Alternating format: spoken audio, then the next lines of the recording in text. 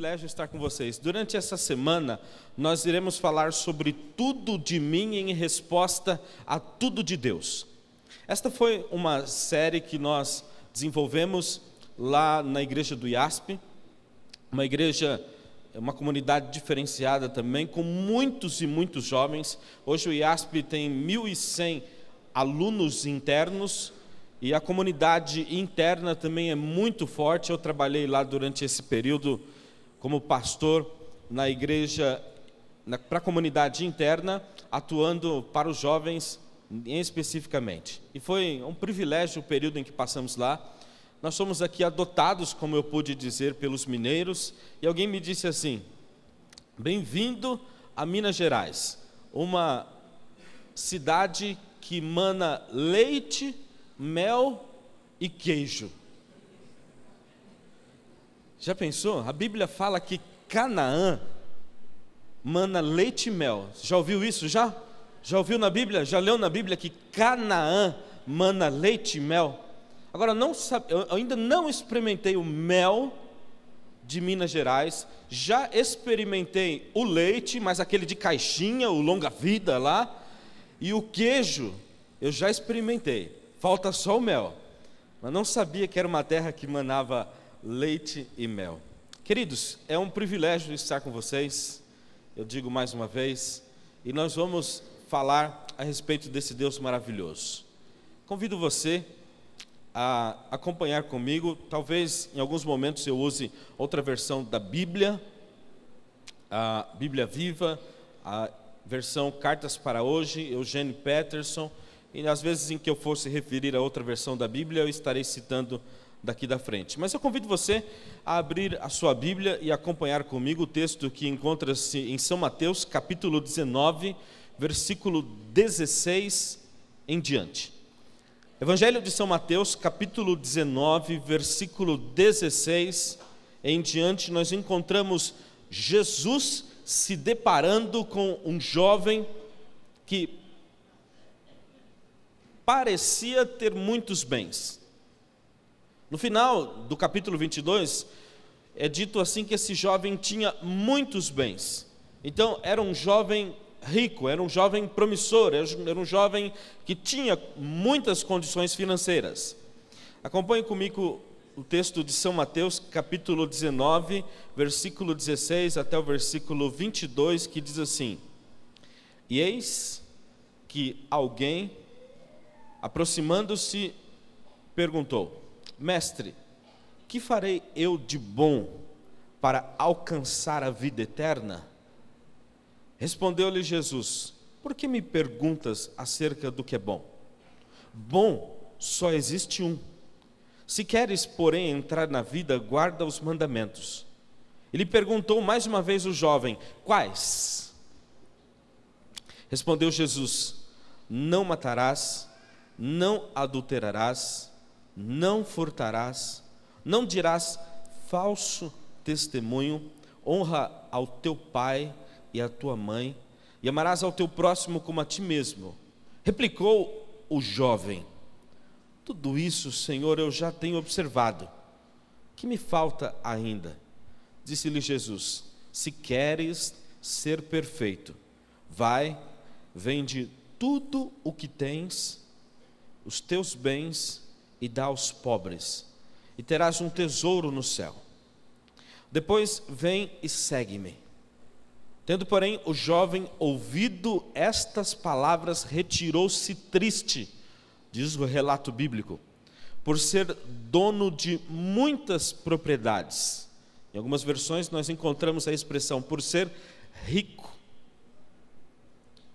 Mas, queridos, não basta sermos ricos para nos desvencilharmos das coisas que nós possuímos e que às vezes conseguimos com muito custo.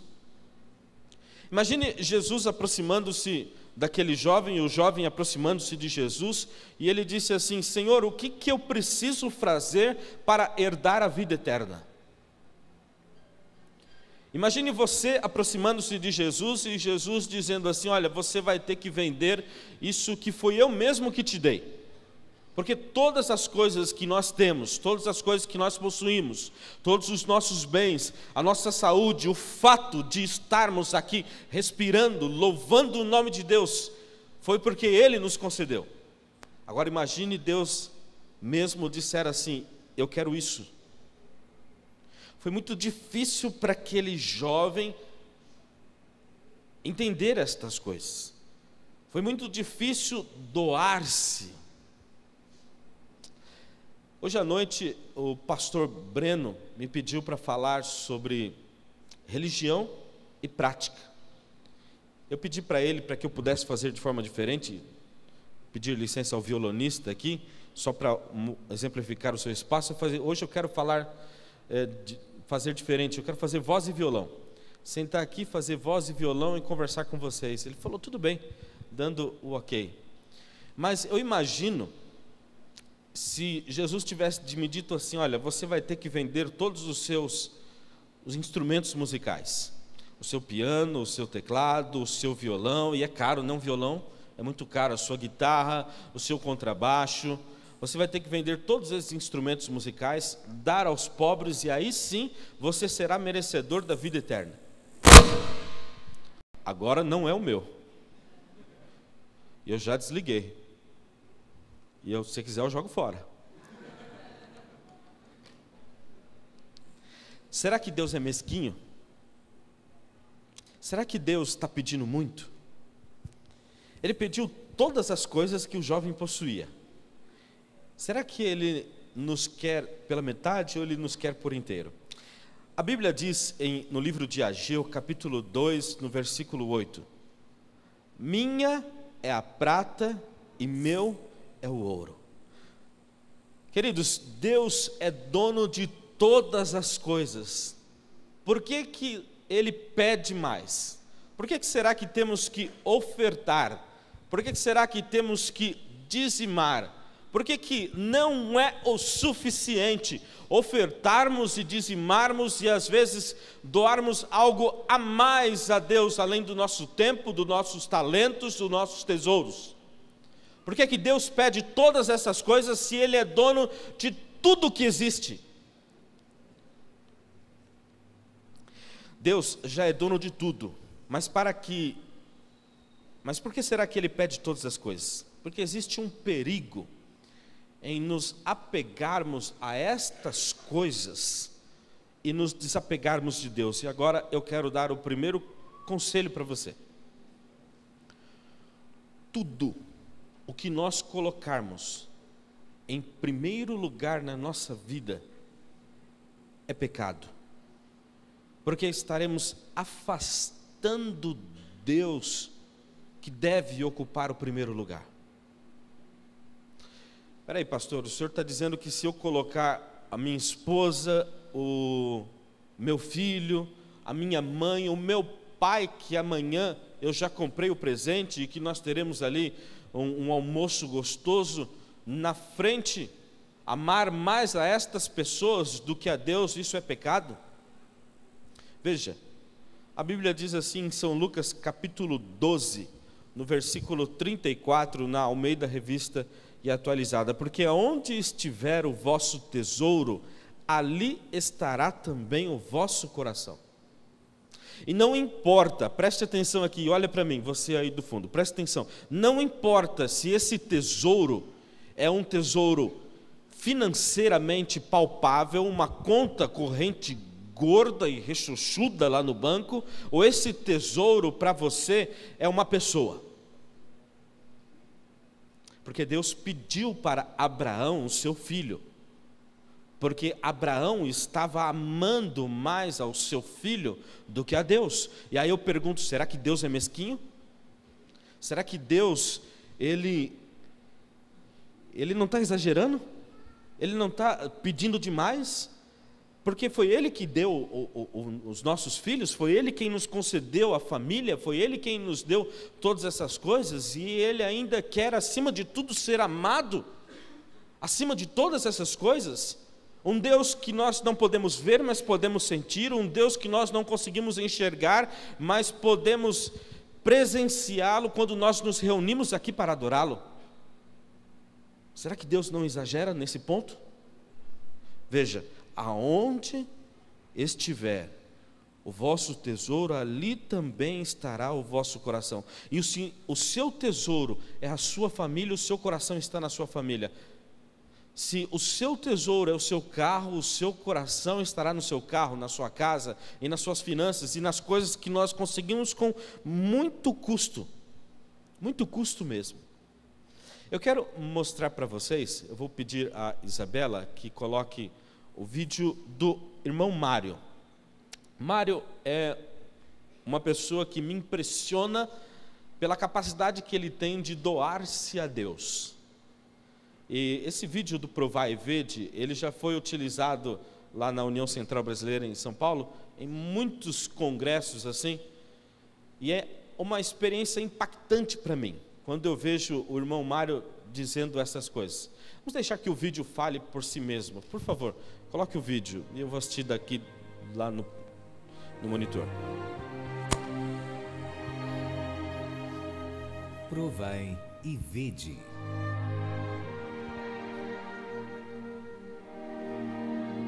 História de hoje, um exemplo de fé.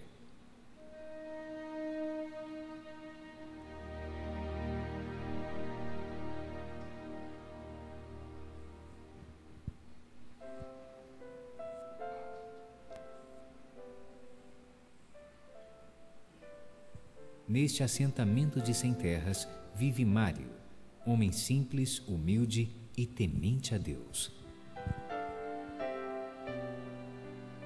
Mário sempre viveu a forte e intensa experiência dos excluídos e menos favorecidos deste mundo. Eu sou Mário Lúcio de Almada, eu fui menino de rua, eu dormi na rua, eu comi pão panhado na calçada e que cachorro lambia no que eu comi como se fosse filé mignon.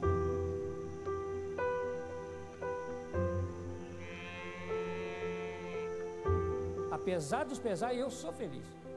Sou feliz porque Deus opera um milagre todos os dias na minha vida.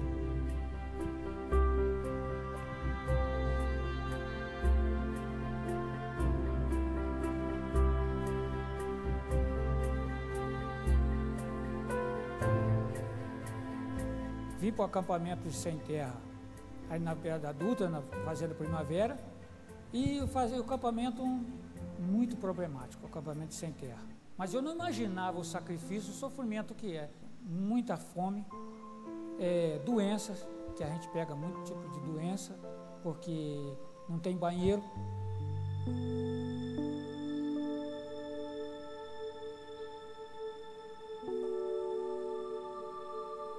Vim para cá sozinho, a família ficou lá no Rio, e hoje eu não tenho essa casa adequada para me trazer a minha família para cá, para poder morar comigo. Então eu passo muita dificuldade para poder morando aqui no assentamento. Eu tenho que morar emprestado aqui na sede, não tenho luz, não tenho água. Já me ofereceram, irmão, me ofereceram luz aqui várias vezes. Aqui tinha uma família que morava aqui, 2 famílias aqui, tinha luz dentro de casa.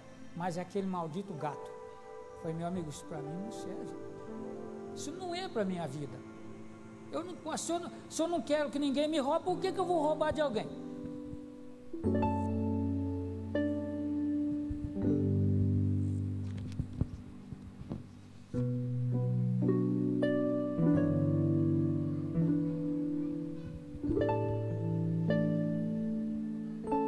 E até hoje nada foi resolvido.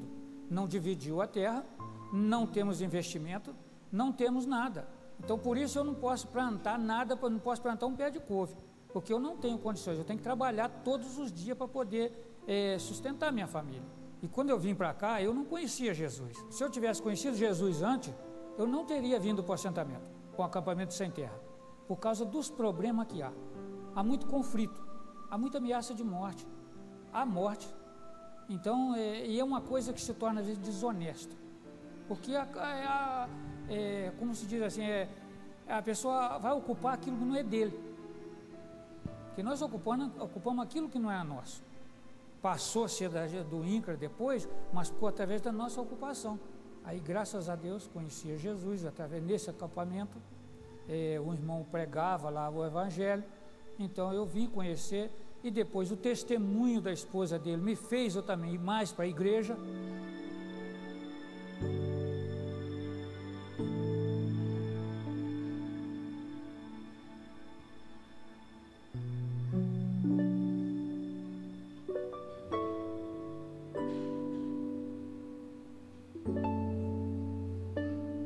Isso não é vida para o cristão. Eu vivo aqui hoje porque eu não tenho outro meio.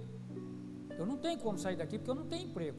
Eu não tenho aposentadoria. Eu estou lutando por aposentadoria desde 98. E o governo me nega, o NPS me nega essa aposentadoria. mesmo sendo pouco, mas me nega. Então eu passo por um momento muito difícil aqui. Eu incomodo as pessoas aqui, com essa vida minha cristã, incomoda. O que eu não esqueço é quando eu estava de joelho dentro da igreja orando, pedindo uma bicicleta a Deus. Olha, foi uma alegria tão grande que o pastor entrou, passou uns 6 meses orando, o pastor entrou com aquela bicicleta por dentro da igreja. Eu estava lá na frente até cantando, aí o pastor entrou e disse, aqui está a sua bicicleta. Mandaram eu te entregar essa bicicleta. Eu disse, mas quem foi, pastor? Ele disse, quem foi eu não sei. Mandaram eu te entregar essa bicicleta. Ali foi uma alegria muito grande, eu comecei a chorar e orar, eu não sabia como agradecer a Deus. Às vezes eu vejo irmãos na igreja dizer assim, eu estou passando por isso, por aquilo, mas não sabe o que eu passo aqui na roça. Eu já teve dia nesse humilde lá, irmão, que eu só estava com um punhado de fubá para fazer o mingau. E eu dizia, Senhor, assim como o Senhor sustentou Elias, eu tenho certeza que o Senhor vai me sustentar. E eu tenho dinheiro para receber, mas a pessoa não me paga. Então o Senhor toca no coração deles. A hora que eu levantar do pó, a pessoa bater na minha porta e dizer, aqui está aqui o dia de trabalho que você me trabalhou para mim. E eu poder comprar as coisas para comer. A gente sofre muito, irmãos. Sofre, mas sofre muito para chegar na igreja. Ando 12 quilômetros para chegar na igreja. E às vezes debaixo de tempestade. A gente tem que botar a Bíblia debaixo do braço, enrolar numa bolsa para poder não molhar. A gente sofre, mas vamos felizes para a igreja. Ninguém nos vê chorando dentro da igreja com a cara amarrada, dizendo assim, e hoje eu estou passando por isso, eu estou passando por aquilo. Não, a gente chega com alegria de abraçar os irmãos e dizer, olha, eu estou aqui.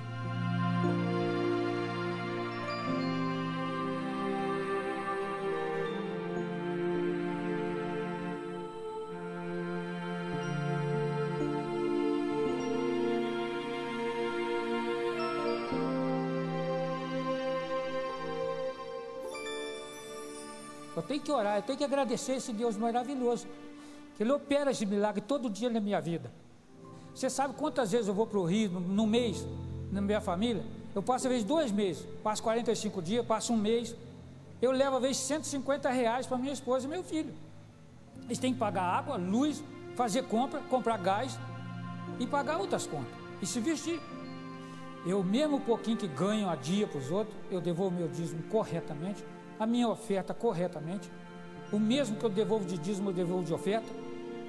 Um dia chorei muito dentro da igreja no Administração da Vida, programa de Administração da Vida. O doutor Milton falou assim, olha, eu devolvi, eu achava que desde o início ele começou a devolver o dízimo, e ele disse assim, eu devolvo o dízimo com o maior prazer, e dou a mesma quantidade de dízimo, eu dou de oferta, com prazer. Então aquilo, quando eu ouvi aquele testemunho, eu comecei a chorar dentro da igreja. Aí o pastor na época, ele falou assim, o que está acontecendo com você, irmão? Eu falei, o que está acontecendo comigo, pastor? É que eu estou dando esmola para Deus, achando que eu estou dando oferta. Porque eu estou achando que aí eu estou dando o que está sobrando. Sobra R$1 eu dou de oferta. Isso não é oferta. Eu tenho que ter eu quero saber como é que eu faço para dar oferta, porque eu não sabia como é que dava oferta. Eu sabia como é que dava o dízimo, mas oferta eu não sabia. Então ele falou assim, irmão, você tem que fazer um pacto com Deus. Você começa a dar um pouquinho, 1% ou 2%, você vai aumentando de acordo com vai aumentando a sua renda. Com Deus vai te abençoando, você vai aumentando. Eu devolvi algumas vezes 1%, 2%, 3%, eu falei, Senhor, o que eu der de dízimo agora eu vou dar de oferta. E tenho certeza que o Senhor não vai deixar faltar. E olha que um dia um irmão ainda falou para mim assim, irmão, a gente que trabalha assim avulso para os outros, é muito difícil para a gente devolver o dízimo. Eu falei, mas por que é difícil? Ele disse, é porque a gente ganha muito pouquinho e está sempre faltando as coisas em casa. Eu digo isso para você, que para mim está faltando, mas o dízimo, a hora que eu recebo lá, eu trabalhei, chegou a trabalhar, mas me paga, esse aqui pertence a Deus, esse não me pertence, esse é de Deus, esse aqui tem o Evangelho, precisa desse aqui, então aquele é sagrado, aquele eu boto no outro bolso, que aquele é sagrado.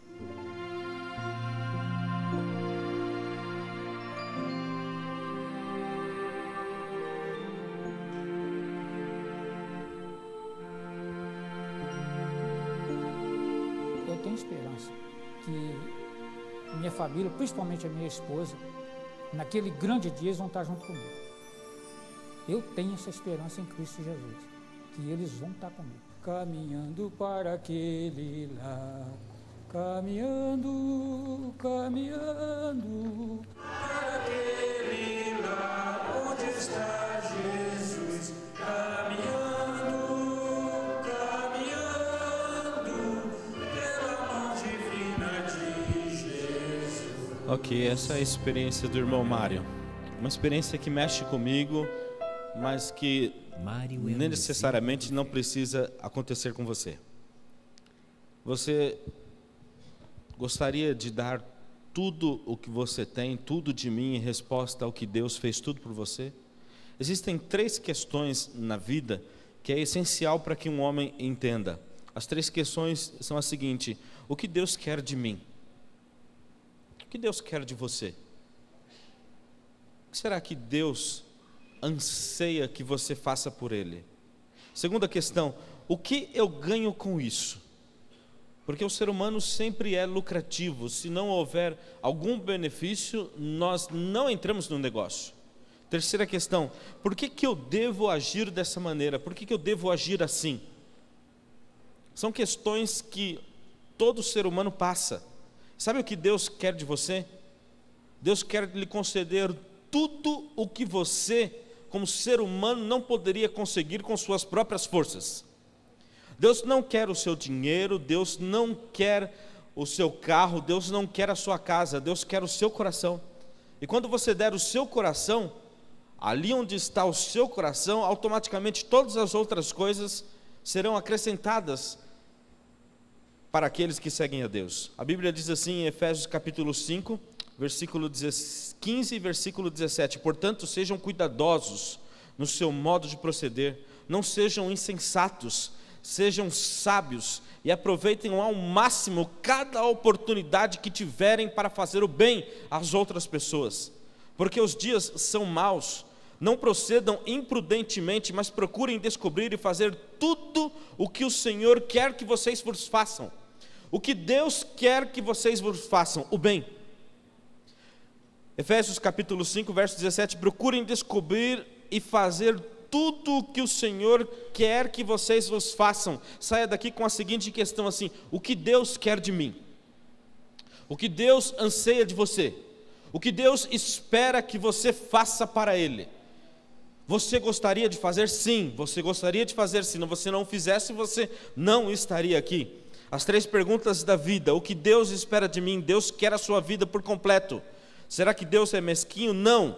Entreguem-se inteiramente a Deus, diz a Bíblia viva. Romanos capítulo 6, versículo 13: entreguem-se inteiramente a Deus, o corpo todo, pois vocês desejam ser instrumentos nas mãos de Deus, usados para os seus bons propósitos. O problema é que nós achamos que a nossa vida é como se fosse uma pizza ou um bolo. E nessa pizza e nesse bolo, nós temos algumas fatias da nossa vida em que nós delimitamos as partes em que nós somos de Deus e não somos de Deus. Nós temos a parte social da nossa vida e dizemos assim para todas as pessoas e achamos que isso é o suficiente.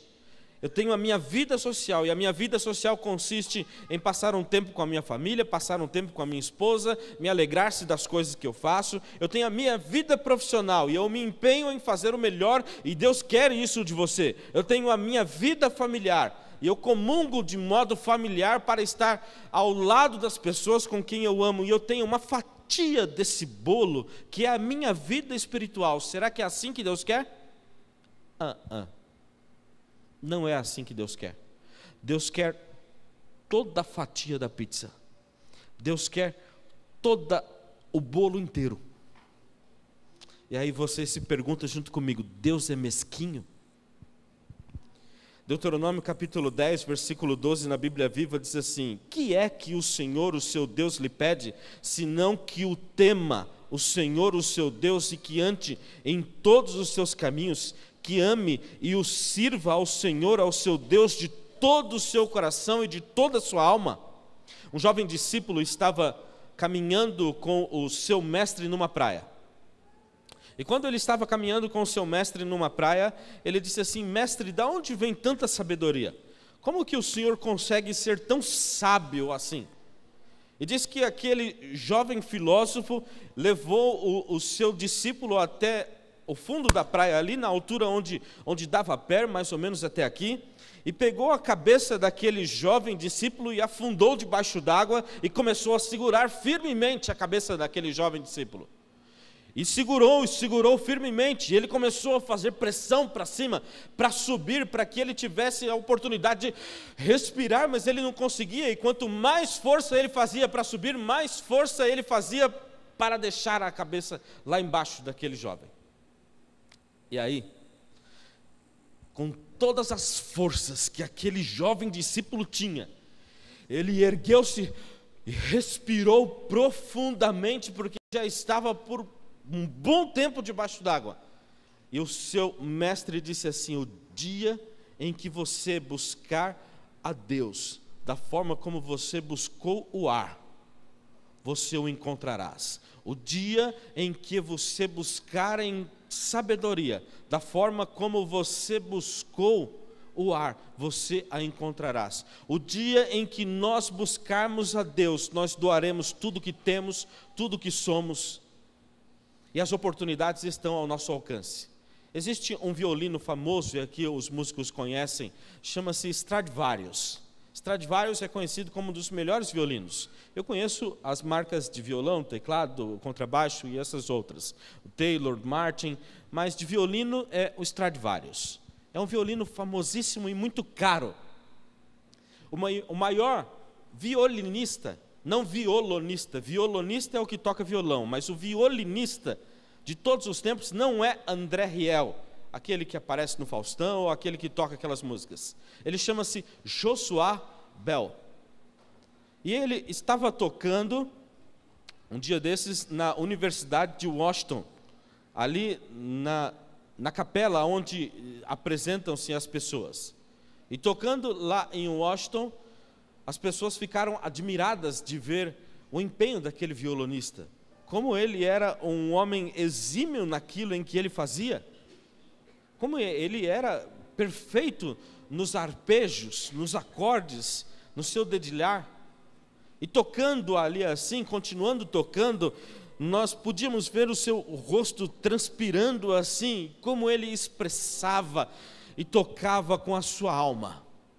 Aí resolveram fazer um teste.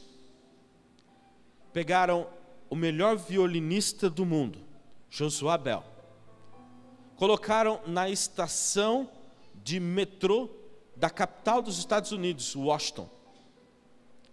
O melhor violinista, com o melhor violino nas mãos. O violino era o Stradivarius. E a melhor música para violino, de um dos maiores compositores chamado Johann Sebastian Bach. Enquanto ele tocava, e tocava, e tocava, as pessoas iam passando ali na estação de trem e não percebiam que estava ali o grande violinista, Joshua Bell. Os sons e a correria do dia a dia faziam com que aquele som tornasse imperceptível aos olhos das pessoas. Será que nós não conseguimos mais ouvir a voz de Deus? Será que nós não conseguimos ouvir mais a voz de Deus falando assim no Salmo 37, versículo 5? Entrega o teu caminho ao Senhor, confia nele, e o mais Ele fará. Será que nós não conseguimos mais ouvir a voz de Deus falando assim no São Mateus capítulo 6, versículo 33? Buscai primeiro o reino de Deus e a sua justiça, e todas as outras coisas vos serão acrescentadas. Será que não conseguimos mais ouvir a voz de Deus falando assim, em tudo quanto você fizer? Provérbios capítulo 3, versículo 6. Lembre-se de colocar Deus em primeiro lugar, Bíblia viva. Ele guiará os seus passos e você andará pelo caminho do sucesso. Quer ter sucesso na vida? Quer ter sucesso nos negócios? Quer ter sucesso nas finanças? Quer ter sucesso na família? Quer ter uma vida bem-sucedida? Coloque Deus em primeiro lugar na sua vida. O problema é que nós nos encontramos na correria do dia a dia, no vai e vem, no entra e sai do metrô, no entra e sai da nossa casa, no entra e sai do nosso carro, no entra e sai do nosso emprego, no entra e sai da igreja. E não conseguimos mais ter a percepção de ouvir a voz de Deus falando em nosso coração: entrega por completo-te a mim e eu irei te abençoar. Quer ter sucesso nos negócios? Sim, você quer ter sucesso nos negócios. Quer ser feliz na família? Sim, você quer ser feliz na família. Quer ter sucesso financeiro? Sim, Deus espera isso de você. Quer ser fiel em todos os aspectos da vida? Deus quer dar isso para você, mas você precisa entregar-se a Deus para que Ele possa operar o milagre. E eu faço um apelo para você nessa manhã. E a pergunta número 3: por que devo agir assim? Por causa da cruz. Porque Deus deu tudo. E tudo que você tem foi porque Ele te deu. Você não sente um desejo de dar a Deus um pedaço do seu coração? Efésios capítulo 1, verso 7, na Bíblia Viva, diz assim: é tão transbordante a sua bondade para conosco, que Ele tirou todos os nossos pecados por meio do sangue do seu Filho, por quem somos salvos. Romanos capítulo 12, versículo 1, na segunda parte, diz assim: quando vocês pensam no que Ele fez por vocês, isso será pedir muita coisa? Mais uma vez, Deus pede o seu coração. Tudo de mim em resposta a tudo de Deus. Não saia daqui sem entregar o seu coração a Jesus. Não saia daqui sem dizer assim: Senhor, eu preciso ser fiel a Ti em todos os aspectos da minha vida. Que Deus te abençoe nisso. Que Deus lhe conceda sucesso nas finanças, nos negócios, na família, no trabalho, no emprego, no lar. Mas não se esqueça que você só conseguirá este sucesso se você colocar Deus em primeiro lugar na sua vida.